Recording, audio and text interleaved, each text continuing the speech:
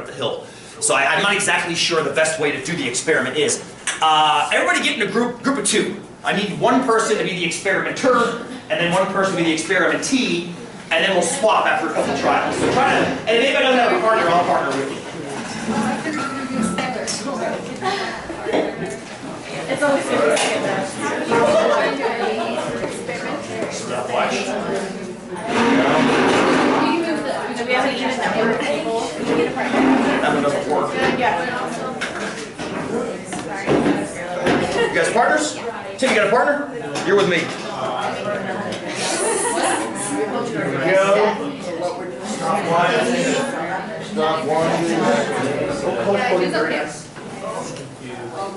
It helps sometimes.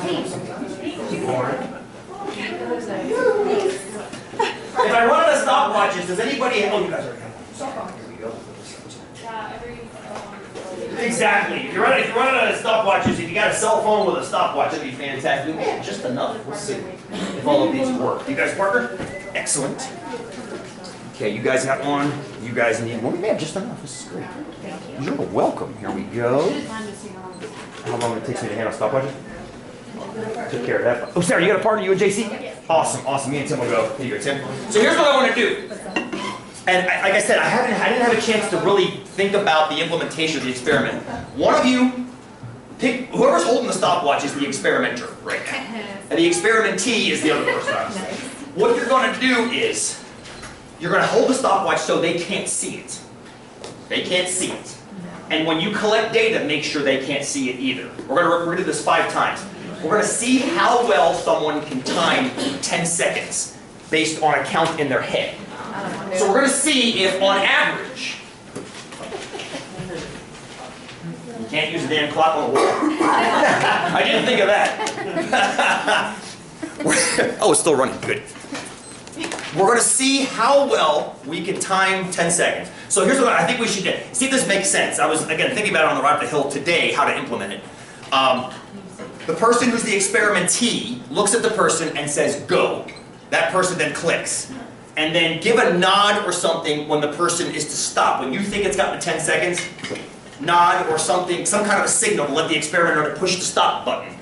And that's when you write down that time. Does that make sense as far as, go ahead, let's pick that apart because I'm not sure it's the best way. I feel like the human error between us. I know. I don't know how to fix that though. It's better if you time yourself. Just like, and don't look at it, would that be better? Yeah. Okay, let's do it that way. Thank you. I considered that, but for some reason this...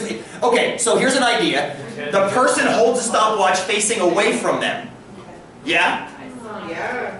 Towards the experimenter. Like this, and then this go. Yeah, they just start it and then stop it when you think 10 seconds is going. And then the experimenter writes down the time.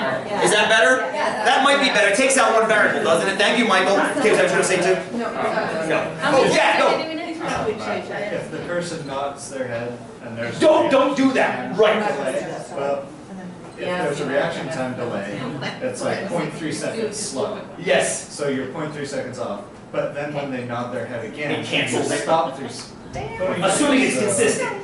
But, Yeah. but what's better, now this is a good point, what's better, and that's what I was thinking about the hill, it's going to cancel itself out over time, but it might be better just to take the variable out altogether, which I think, that's why I like what Michael's saying.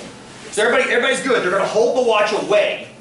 Everybody know how to start and stop it? The experimenter might want to help out by resetting the watch each time to back to 0 so the experimentee doesn't do it. Don't give any indication how good or how badly they did.